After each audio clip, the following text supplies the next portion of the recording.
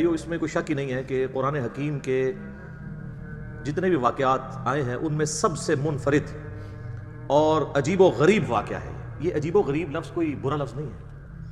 عجیب کہتے ہیں جو روٹین سے ہٹ کے چیز ہو نا، اور غریب جو شاذ و نادر ہو، کہیں کہیں ہو. یہ عربی کا عجیب و غریب ہے، اردو اور پنجابی والا نہیں ہے. ہو سکتا ہے اس کو کوئی گستاخی سمجھ لے.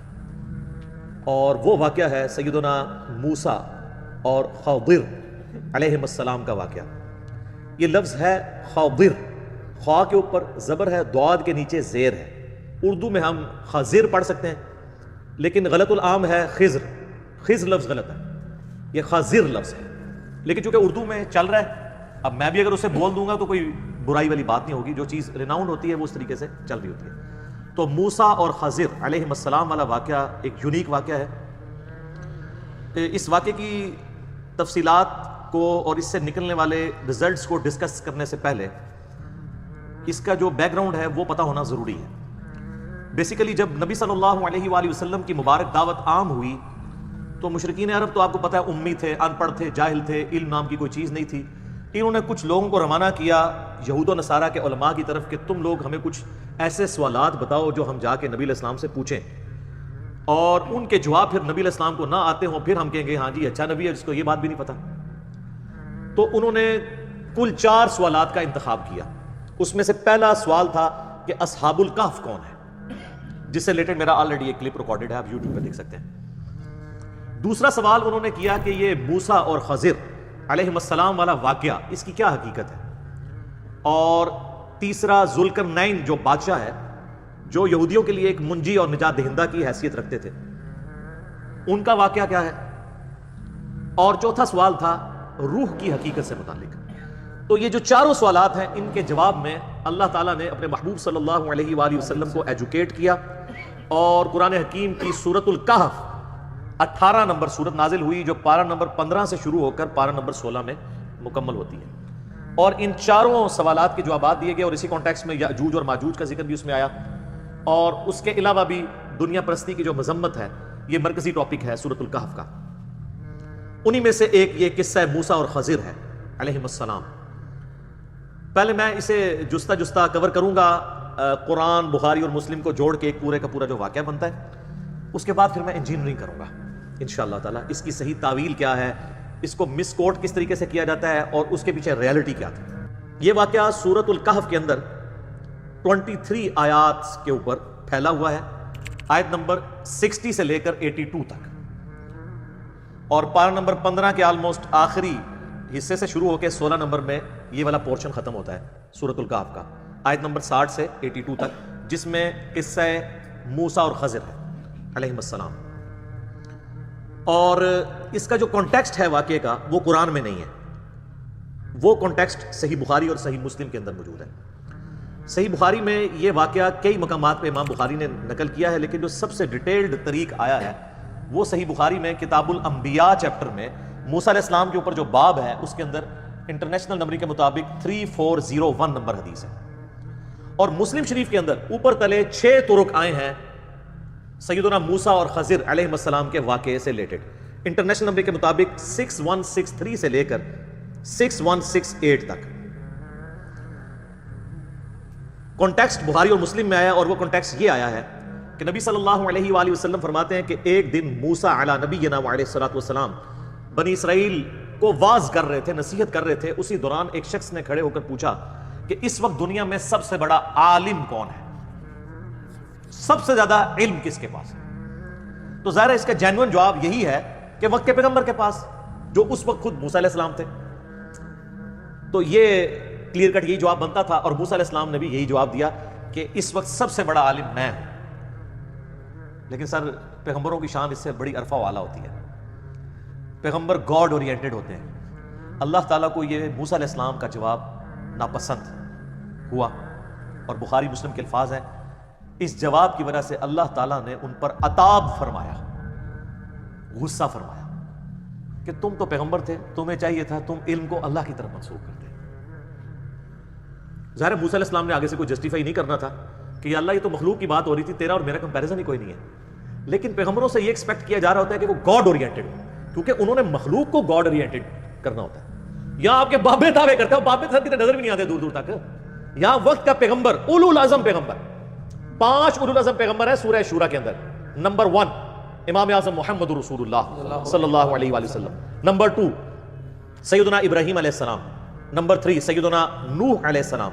نمبر 4 سیدنا موسیٰ علیہ السلام. اور نمبر 5 سیدنا عیسیٰ علیہ السلام علیہم السلام اجمعین. سبحان ربک رب العزت عما یصفون وسلام علی المرسلین والحمد للہ رب العالمین.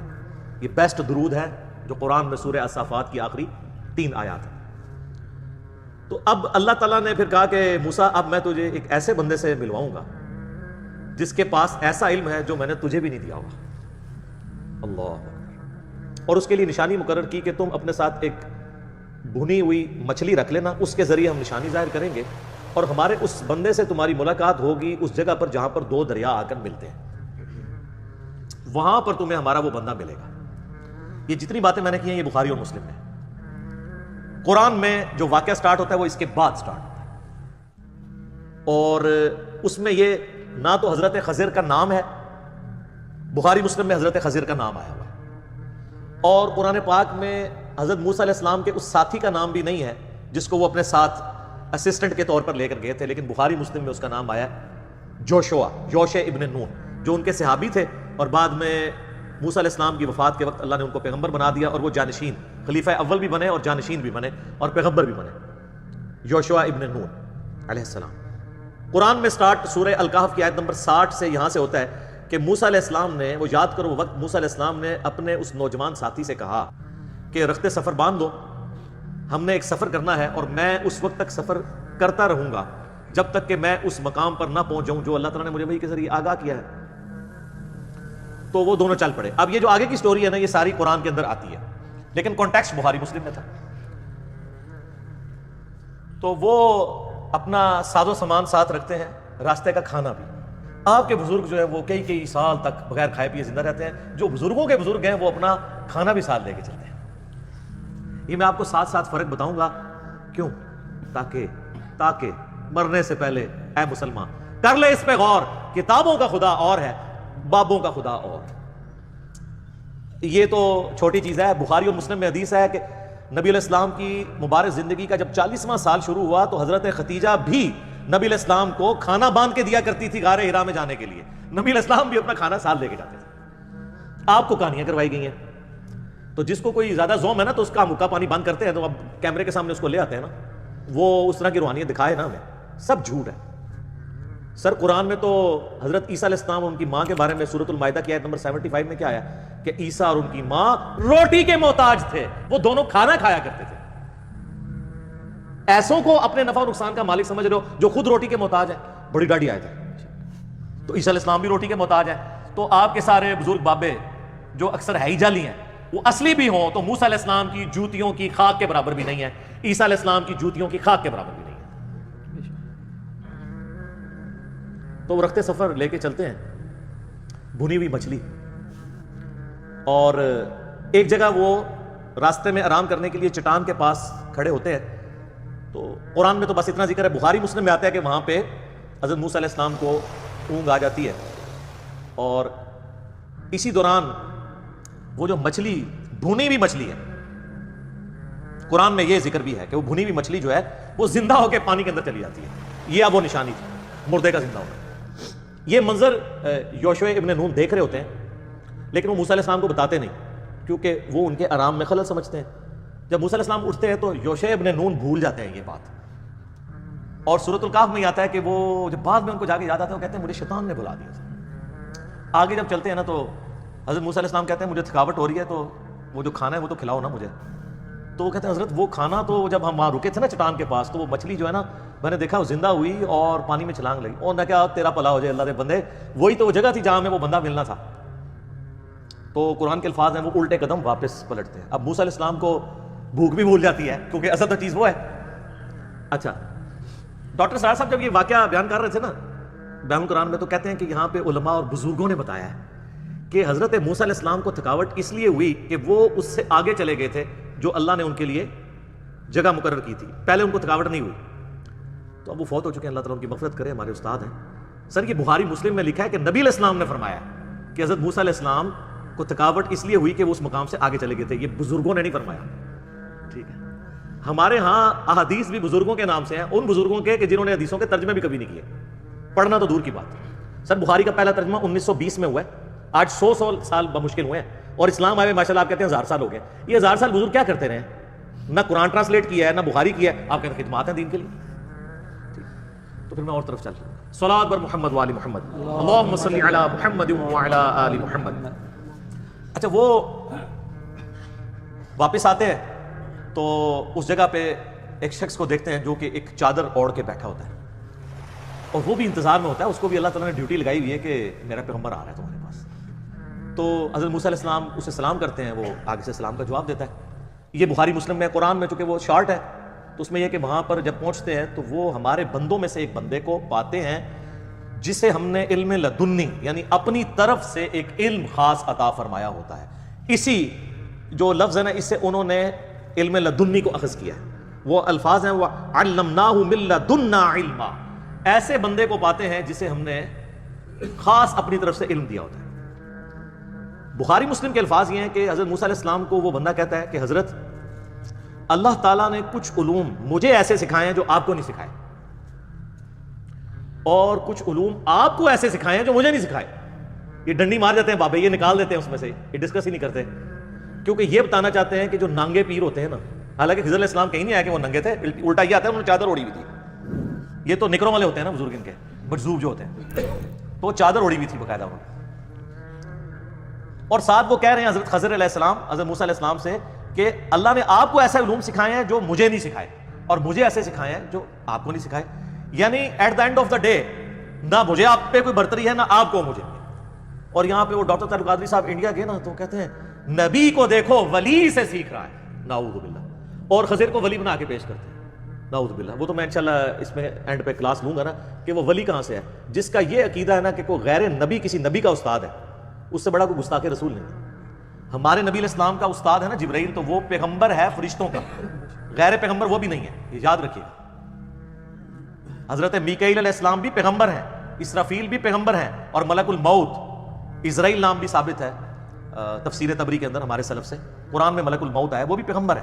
پیغمبر کا استاد ہو سکتا ہے, غیر پیغمبر کا استاد نہیں ہوتا. اور ان کی پوری ڈاکٹرن اس پہ کھڑی ہے کہ جو بابے ہیں نا وہ نعوذ باللہ پیغمبروں کو سکھائیں گے. اور اسی وجہ سے وہ مثنوی مولانا روم کے اندر بھی وہ گوشت کاٹنے والا واقعہ, میرا خیال آپ تو کوئی بھول کے بھی نہیں بیان کرے گا, جو کچھ ہم نے مثنوی مولانا روم کے ساتھ کر دیا ہے. مولانا روم کو اگر ایک ایس ایم ایس پہنچ جائے نا وہاں پہ جہاں پہ بھی وہ ہیں, تو وہ بھی ایک بار ان کی روح تڑپ اٹھے گی کہ یار چلو 700 سال بعد سے ہی کم از کم کسی نے میری کہانی کو پکڑا تو ہے, جو میں لکھ کے چلا گیا تھا. اور کسی کی جرت نہیں ہوتی تھی, لوگ روب میں تھے. اور حضرت موسیٰ علیہ السلام کی انہوں نے سارے واقعات موسیٰ علیہ السلام کے بارے میں, وہ کنگھی کرنے والا واقعہ, تو میں نے بار بار کہا موسیٰ دا تسی چنڈ نہیں سہ سکتے. بخاری مسلم میں آتا ہے ملک الموت کو تھپڑ پڑا تھا نا, اس کی آنکھ نکل گئی تھی. تو اڈی سارے دی بوتیاں جڑیاں نے سجنیاں قیامت والے دن, تو موسیٰ علیہ السلام نے کہا وہ کیڑا ہے جڑا میرے بارے واقعات بیان کرتا سی تے جناب شعر لکھتا سی, تو لیاؤ نا ذرا میں دساں. اور ایک موقع پیا سی نا قبطی, وہ مر گیا سی, وہ بھی قرآن میں آتا ہے. تو سیدنا موسیٰ علی نبینا علیہ الصلوۃ والسلام سے جب وہ یہ بات کرتے ہیں نا حضرت خضر کہ آپ کو ایسے علوم سکھائے جو مجھے نہیں سکھائے, اور آپ مجھے کچھ علوم اللہ نے ایسے سکھائے جو آپ کو نہیں سکھائے, تو کہتے ہیں حضرت میں اسی کے لیے تو حاضر ہوں کہ آپ مجھے ذرا سکھائیں. تو انہوں نے کہا کہ اے موسیٰ تم میرے ساتھ صبر نہیں کر سکو گے, یہ قرآن کے الفاظ ہیں, اور تم صبر کیسے کر سکتے ہو جب کہ تمہیں ان واقعات, ان تکوینی امور کے حقائق نہیں پتہ ہوں گے. تو تمہارا یہ نیچرل ہے صبر نہ کرنا, کیونکہ تم ظاہر میں جو کچھ دیکھ رہے ہوگے تو اس کا وہ اس چیز کی متقاضی ہے کہ تم اس کے خلاف بولو. تو وہ کہتے ہیں جی آپ مجھے ساتھ رکھیں, میں انشاءاللہ آپ مجھے صابر پائیں گے, میں کچھ اس کے اگینسٹ نہیں بولوں گا جو کچھ بھی آپ کریں گے.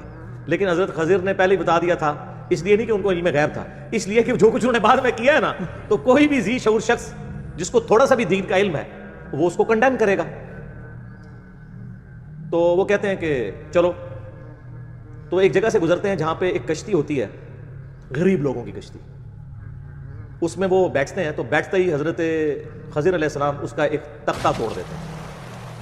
بخاری مسلم میں آتا ہے کہ وہ اتنے شریف لوگ ہوتے ہیں کہ وہ ان کو آؤٹ سائڈر اور مہمان سمجھ کے کرایہ بھی نہیں لیتے. تو حضرت خضر علیہ السلام جب تختہ توڑ دیتے ہیں تو موسیٰ علیہ السلام کہتے ہیں کہ یہ تم نے بڑا برا کام کیا ہے, ایک طرف ان کی شرافت کو کرایہ بھی انہوں نے لیا اور تم نے ان کی کشتی کا تختہ توڑ دیا. تو حضرت خضر کہتے ہیں میں نے تمہیں پہلے کہا تھا نا تم صبر نہیں کر سکو گے. تو قرآن کے الفاظ ہیں کہ وہ کہتے ہیں کہ حضرت میرے پر نرمی فرمائیں، اس دفعہ مجھے چھوڑ دیں، آئندہ میں آپ سے سوال نہیں کروں، کیونکہ انہوں نے کہا تھا، اس میں الفاظ ہیں سورۃ الکہف میں کہ جب تک میں خود نہ بیان کر دوں تم نے مجھ سے سوال نہیں کرنا۔ تو وہ تھوڑا آگے چلتے ہیں۔ اب یہ تو شاہی کوئی نہیں تھی جو آگے انہوں نے کیا، انہوں نے ایک بچہ دیکھا خوبصورت، بظاہر دیکھنے میں نورانی شکل، اس کو قتل کر دیا۔ بخاری مسلم کے الفاظ ہیں کہ پکڑ کے انہوں نے نا اس کی گردن ہی مروڑ دی، منکا ٹوٹ گیا تو بندہ فارغ۔ تو سر پیغمبر یہ منظر دیکھ سکتا ہے؟ اس پہ تو حضرت موسیٰ علیہ السلام نے اس سے بھی سخت کامنٹ کیے، انہوں نے کہا کہ تو نے کتنا برا کام کیا ہے کہ تو نے ایک جان کو ناحق قتل کر دیا، بے شک تو نے یہ بہت برا کام کیا۔ تو حضرت خضر کہتے ہیں کہ میں نے تمہیں پہلے کہا تھا تم صبر نہیں کر سکو گے۔ تو حضرت موسیٰ علیہ السلام کہتے ہیں کہ اس دفعہ تو میرا یہ عذر قبول کر لے، اب اگر میں بولا نا تو ٹھیک ہے، میں آپ سے پھر مجھے الگ کر دیجیے گا۔ اب یہ خود انہوں نے شرط طے کر لی نا، ورنہ تو پتہ نہیں کتنے حقائق کھلتے۔ بلکہ بخاری مسلم میں الفاظ ہیں، نبی الاسلام کہتے ہیں کاش موسیٰ علیہ السلام صبر کرتے تو ہمیں اور کئی باتیں پتہ چل جاتی اللہ کے تکوینی امور میں سے، لیکن وہ اللہ کی حکمت تھی۔ آگے چلتے ہیں تو ایک گاؤں میں جاتے ہیں۔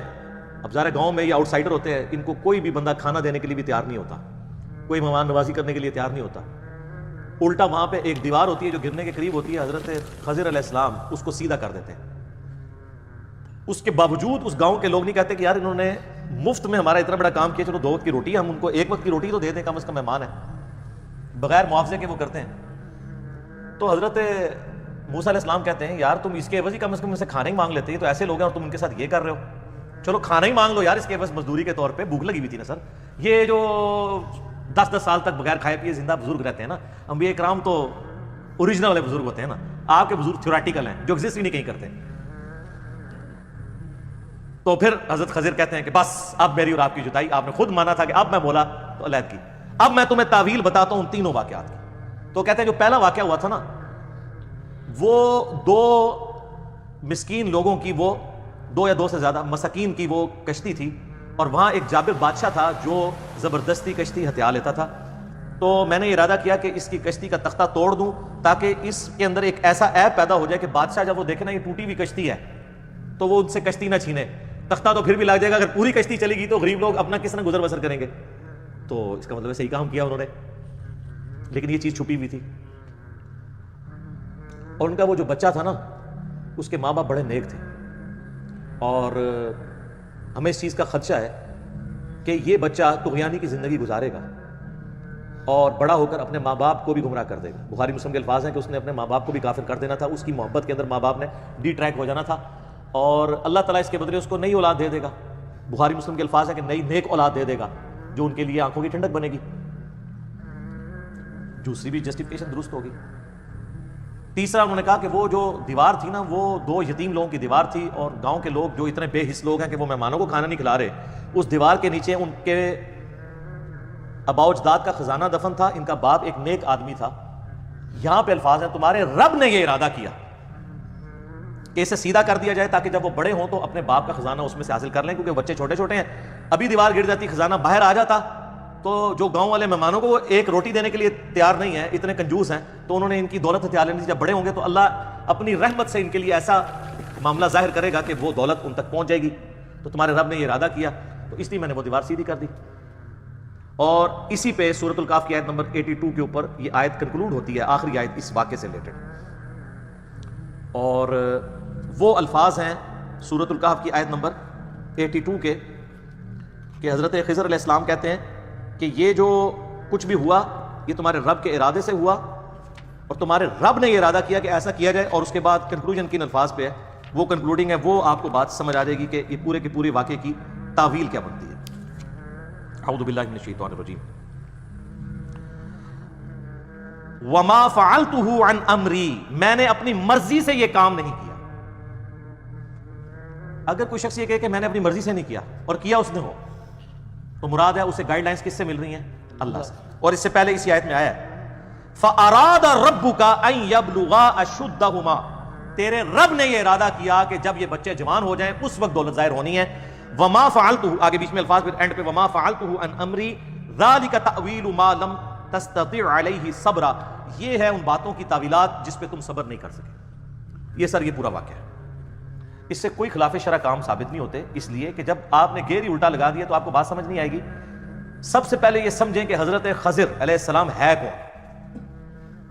حضرت خضر علیہ السلام کم از کم پیغمبر تو ہیں، کیونکہ وہ کہہ رہے ہیں تیرے رب نے ارادہ کیا اور میں نے اپنی مرضی سے نہیں کیا، رب کے کہنے پہ کیا ہے۔ اگر کوئی شخص یہ کہے کہ میں نے یہ رب کے کہنے پہ کیا تو یا تو وہ پیغمبر ہوتا ہے اور یا غلام احمد قادیانی دجال ہوتا ہے، یعنی وہ جھوٹ بول رہا ہوگا یا سچ، تو ظاہر ہے یہ پیغمبر تھے۔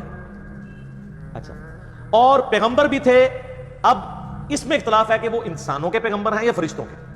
مولا مودودی رحمہ اللہ تعالیٰ کا کہنا ہے کہ یہ فرشتوں کے پیغمبر ہیں، کیونکہ ہمارے اس دنیا میں فرشتوں کو اللہ تعالیٰ نے کئی کام سونپے ہوئے ہیں جو وہ کرتے ہیں۔ یہ روح کون قبض کرتا ہے؟ ایک فرشتہ آ کے گردن ہی مروڑ دیتا ہے، لیکن آپ کو نظر نہیں آتا جب روح نکالتا ہے۔ تو حضرت اسرائیل یا ملک الموت کا کام کوئی اور فرشتہ کر رہا ہو ان کے بہاف کے اوپر، تو ہمیں نظر نہیں آ رہا ہوگا، تو ہمیں قتل نہیں نظر آ رہا ہوگا، یا چونکہ انہوں نے اسرائیل کو روح نکالتے ہوئے یا اس کے نمائندے خضر کو نکالتے ہوئے دیکھ لیا، اس لیے ان کو عجیب لگا کیونکہ وہ انسانی شکل میں تھے۔ تو حضرت موسیٰ علیہ السلام کی وہ جسٹیفیکیشن درست تھی۔ بیسیکلی اس واقعے سے اللہ نے مسئلہ تقدیر سمجھایا کہ انسان کی زندگی میں بظاہر کچھ اللہ کی طرف سے ایسی تکلیفیں آتی ہیں جن کے اندر اللہ تعالیٰ کی طرف سے خیر چھپا ہوا ہوتا ہے۔ بظاہر وہ شر ہوتا ہے لیکن اس کے اندر خیر ہوتا ہے۔ وہ کشتی کا ایک تختہ ٹوٹ جانا شر تھا، لیکن اس میں خیر یہ تھا کہ پوری کشتی نہیں چلی گئی۔ پوری کشتی چلی جاتی تو وہ زیرو پہ آ جاتے نا، ان کا سورس آف انکم ختم ہو جاتا۔ ایک کشتی تو ریپیئر کر لینی تھی۔ کسی بندے سے اس کی اولاد چھین لی جائے اور اگر اللہ اس کو یہ بتا دے کہ اس بچے کی وجہ سے یہ تو خود کافر ہونا تھا بڑے ہو کے، تو نے بھی کافر مرنا تھا، تو میرا خیال ہے ہم سب اپنے بچے مروانے کے لیے تیار ہیں، کیونکہ آخرت کی ہمیشہ کی کامیابیاں اگر اس بچے کی وجہ سے برباد ہونی ہے تو چاٹنا ہے ایسی اولاد کو۔ تو جس کی اولاد بچپن میں مر جائے تو وہ یہ سوچ لے کہ اللہ نے اس کے ساتھ کوئی خیر والا معاملہ کیا۔ یہ مسئلہ تقدیر سمجھایا۔ اور تیسرا جو واقعہ تھا وہ دیوار والا، اس کے اندر اللہ تعالیٰ نے یہ بات سمجھائی کہ اگر کوئی شخص بچپن میں یتیم ہو گیا اور مفلسی کی زندگی گزار رہا ہے، اللہ تبارک و تعالیٰ اس کے لیے اسپیشل پروٹیکشن کرے گا، اس کو کمپنسیٹ ضرور کرے گا۔ تو یہ تھا مسئلہ تقدیر۔ انہوں نے اس سے یہ نکالا کہ باب خلاف شرع کام بھی کریں نا تو جسٹیفائی ہو جاتا ہے۔ وہ کلندر ہوتے ہیں جی، مجذوب ہوتے ہیں جی، وہ خلاف شرع کام کریں تو ان پہ کوئی گرفت نہیں، اسی لیے پاکستان میں کئی لوگوں نے اپنے پیروں کے کہنے پہ اپنے بچے مار دیے ہیں، اور وہ واقعہ حضرت خضر والا کوٹ کرتے ہیں۔ بھئی خضر علیہ السلام والا جو واقعہ ہے وہ تو قرآن میں آیا کہ وہ اللہ نے ان کو کہا تھا، یہ کس پیر کی ڈیوٹی اللہ نے لگائی ہے کہ ملک موت کا اسسٹنٹ بن کے لوگوں کی جان نکالے، اس پہ تو قتل کا مقدمہ چڑھے گا۔ اور کہتے ہیں مجذوب ہے، قلم اٹھے ہے جی نا تو کیوں جی مجذوب ہے، مجذوب سے کیوں اٹھا ہوا ہے؟ وہ کہتے ہیں ان کی عقل سلامت نہیں۔ اچھا آپ بے عقل اور پاگل لوگوں کے پیچھے چل رہے ہیں۔ صحیح بخاری میں تعلیقاً موجود ہے مولا علی کا قول، اور پوری سند مولا علی سے ہی سنن ابن ماجہ کے اندر ہے کہ نبی علیہ السلام نے فرمایا کہ 3 لوگوں سے اللہ نے شریعت کا قلم اٹھا لیا ہے۔ ایک پاگل شخص، مجنون، آپ کا مجذوب اور قلندر، دوسرا سویا ہوا شخص، اسے اپنی ہوش نہیں ہے، اور تیسرا بچہ، کیونکہ بچہ جو اس پہ شریعت لاگو نہیں ہوتی۔ اچھا یہاں پہ جو بچہ قتل ہوا اس نے بڑے ہو کر کیا بننا تھا، یعنی اللہ کے علم ہے نا، تو اللہ تعالیٰ مستقبل کو دیکھتا ہے نا، تو انسان کی دعائیں بعض اوقات کام آتی ہیں، جو شر ہونا ہوتا ہے وہ خیر میں بدل جاتا ہے۔ سر جامعہ ترمذی میں حدیث ہے، مسند احمد میں ڈیٹیل کے ساتھ ہے کہ دعا کبھی رائے گاہ نہیں جاتی۔ جب تم دعا کرتے ہو نا اللہ سے تو جو مانگا یا تو وہی مل جائے گا، یا اللہ تعالیٰ اس کے بدلے کوئی اور نعم البدل دے دے گا، کوئی مصیبت ٹال دے گا یا اس سے بہتر چیز، اور اگر یہ بھی نہ ہوا تو قیامت کے دن کے لیے سٹور ہو جائے گی دعا، اس کے اگینسٹ اللہ تعالیٰ اجر عطا فرما دے گا۔ دعا تو جاتی ہی نہیں کہیں پہ، ضائع ہی نہیں ہوتی۔ تو کہتے ہیں مجذوب، یہ مجذوب نہیں تھا سر، یہ تو اللہ کی ڈیوٹی پوری کر رہا تھا۔ آپ کے بابے جو ہیں وہ یہ دعویٰ کر سکتے ہیں ہم پہ وہی آتی ہے؟ سر دعویٰ کریں نا تو ہم ان کے اوپر 295 سی بھی لگوائیں اور انہیں لا کے غلام احمد قادیانی کی صف میں کھڑا کریں گے، کیونکہ نبی علیہ السلام کے بعد تو نبوت کا دروازہ بند ہو چکا ہے۔ اور سورہ آل عمران میں واضح 179 نمبر آیت ہے کہ اللہ کی یہ شان ہی نہیں کہ غیر پیغمبر کے ساتھ کوئی کلام کرے، کوئی غیب کی خبر دے سوائے اپنے رسولوں کے، اور تمہارا کام ہے اللہ اور اس کے پیغمبروں پہ ایمان لاؤ۔ That's all. سیدنا ابوبکر سے لے کر قیامت تک آخری جو آنے والا انسان ہے سب غیر پیغمبر ہے، سوائے عیسیٰ علیہ السلام، وہ بھی امتی کی حیثیت سے آئیں گے، پیغمبر بھی ہوں گے، ان کی ایکسیپشن کے ساتھ سب نے فالو کرنا ہے۔ ایون حضرت عیسیٰ علیہ السلام بھی جو آئیں گے انہوں نے بھی فالو کرنا ہے۔ مسلم شریف میں حدیث ہے وہ کتاب اللہ اور تمہارے نبی کی سنت کے مطابق تمہیں چلائیں گے۔ تو اس سے کوئی مرزوبیت ثابت نہیں ہوتی۔ وہ کہتے ہیں باب خلاف شرع کام کریں، یہ بیچ میں کہانیاں نکالنے کی کوشش کرتے ہیں، کوئی بابے نہیں سارے سے ثابت ہوتے ہیں، یہ بالکل آپ کو غلط کہانیاں کرائی گئی ہیں۔ یہ مسئلہ تقدیر سمجھانا تھا۔ واصف علی واصف صاحب کہتے ہیں میں ایک جگہ بیٹھا ہوا تھا، ایک بندہ دعا کر رہا تھا رو رو کہ یا اللہ 25 سال پہلے جو میں نے دعا کی تھی مجھ سے واپس لے لے۔ تو کہتے ہیں میں نے اس سے بعد میں پوچھا کہ کیا ہوا؟ اس نے کہا میری بیٹی تھی، میں نے اللہ سے رو رو کے ایک بیٹا مانگا تھا، وہ میرے لیے وبال جان بن گیا، گھر کا سارا سامان بیچ گیا، وہ یعنی نشہ کرنا شروع کر دیا. تو اللہ کی حکمت تھی کہ میری بیٹیاں تھیں, بیٹیاں تو ساری صحیح نکلی ہیں, تو اے اللہ وہ بیٹا مجھے واپس لے لے. یہ ہے وہ چیز. اور ڈاکٹر ذاکر نائک جو اکثر ایک مثال سے سمجھاتے ہیں کہ اگر کسی شخص کا امریکہ میں بزنس ہو اور وہاں اس کی کوئی بڑی میٹنگ ہونے والی ہو اور اس نے شام کی فلائٹ پکڑنی ہو نیو یارک کے لیے, اور جب وہ ایئرپورٹ پہ پہنچے تو ٹریفک سگنل یا رش کی وجہ سے لیٹ پہنچے اور اسے پتہ چلے کہ وہ فلائٹ توڑ گئی ہے, تو وہ وہاں پر کافی افسوس ملتے ہوئے کہے گا کہ میری زندگی کی سب سے بری خبر یہ ہے, مجھے ملینز آف ڈالر کا جو فائدہ ہونا تھا وہ نقصان ہو گیا کہ میں پہنچ نہیں سکوں گا, وہ ٹھیکہ کسی اور کو مل جائے گا.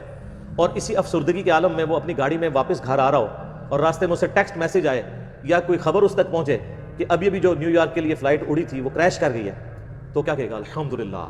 اور وہ 5 منٹ پہلے جو اس کی زندگی کی سب سے بری خبر تھی وہ اس کی زندگی کی سب سے اچھی خبر ثابت ہو جائے گی کہ یار شکر ہے مجھے یہ سننے کو ملا کہ وہ اڑ گئی ہے, میں بیچ میں بیٹھا نہیں ہوا تھا. یہاں پہ بھی یہی ہے کہ شکر ہے اللہ نے وہ بیٹا لے لیا, اس نے تو مجھے بھی کافر مار دینا تھا. شکر ہے وہ کشتی کا تختہ ہی ٹوٹا, پوری کشتی نہیں ٹوٹ گئی. اس میں یہ بھی چیز ہے کہ اگر کسی شخص کو کوئی مرض لاحق ہو جائے تو وہ کسی کی ٹانگ ٹوٹ گئی یا آنکھ ضائع ہوگی, وہ شکر ادا کرے کہ آنکھ ضائع ہوئی ہے, ایمان تو ضائع نہیں ہوا, ایک آنکھ تو سلامت ہے. کسی کی بینائی کمزور ہو گئی ہے تو وہ یہ دیکھے کہ نابینا لوگ بھی تو ہیں. جو مسلم شریف میں حدیث ہے ہمیشہ اپنے سے نچلے کو دیکھو تو تمہیں اللہ کی نعمتوں پہ شکر نصیب ہوگا. ہر ایک سے نیچے کوئی نہ کوئی ہوتا ہے, اور ہم تو اربوں لوگوں سے اوپر ہیں یار. توحید کی دولت جس کے دل کے اندر ہے کم از کم وہ ڈنکے کی چوٹ پہ 7 ارب انسانوں سے تو بہتر ہے نا, کروڑوں نہیں اربوں. پھر جو 1.5 ارب مسلمان ہیں ان میں بھی توحید خالص کتنوں کے اندر ہے, تو اللہ کا شکر ادا کرے. اس کے اندر یہ چیز سمجھائی گئی ہے کہ اللہ کی تقدیر پر راضی رہو. اچھا یہ واقعہ اتنا غیر معمولی ہے کہ صوفیاء تو یہ غلط رزلٹ نکالتے تھے نا, جو منکرین حدیث ہے نا ان کو بھی یہ واقعہ سمجھ نہیں آتا تھا, وہ بھی عجیب و غریب تعبیرات کرتے ہیں.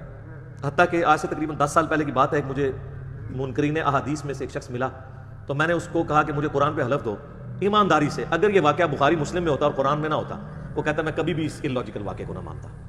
تو میں نے کہا یہ میں نے تمہیں اس لیے منوائی یہ بات تاکہ تمہیں یہ پتہ چلے کہ جب تم کسی چیز کو وہی سمجھتے ہو تو اس کی تعویل کر کے مانتے ہو, تو ہمارے لیے سنت بھی وہی کے درجے میں ہے, کیونکہ 2 سورسز ہیں. میری وہ آپ مجلس نمبر 96 دیکھ لینا غامدی صاحب کے اوپر, اس میں نے یہ سارا پوری ڈاکٹرن کلیئر کی. قرآن اور سنت 2 پیرلل میں سورسز. تو تم احادیث کا مذاق کیوں اڑاتے ہو, اس واقعے کا مذاق کیوں نہیں اڑاتے, کیونکہ قرآن کے اندر ہے تو تعویل پیش کرتے ہو. تو ہم بھی ہر اس بات کی تعویل پیش کریں گے جس پہ تم اعتراض کرتے ہو صحیح احادیث پہ. جو جھوٹی روایتیں ہیں ان کو تو ہم بھی نہیں مانتے. تو یہ ان کے گلے کا کانٹا بھی تھا واقعہ. لیکن اللہ کا شکر ہے یہ سر یہ واقعہ نہ قرآن کے اندر ہو تو قرآن کا ایک بہت بڑا مضمون ہی مس ہو جائے. مسئلہ تقدیر پہ میں نے 4 لیکچر دیے ہیں, 7.5 گھنٹے کی آلموسٹ گفتگو ہے. مسئلہ نمبر 104 A B C اور 103 نمبر 200 آیات 50 مقامات سے قرآن کے میں نے کور کیے ہیں. یہ تو ٹاپک ہی بہت بڑا ہے.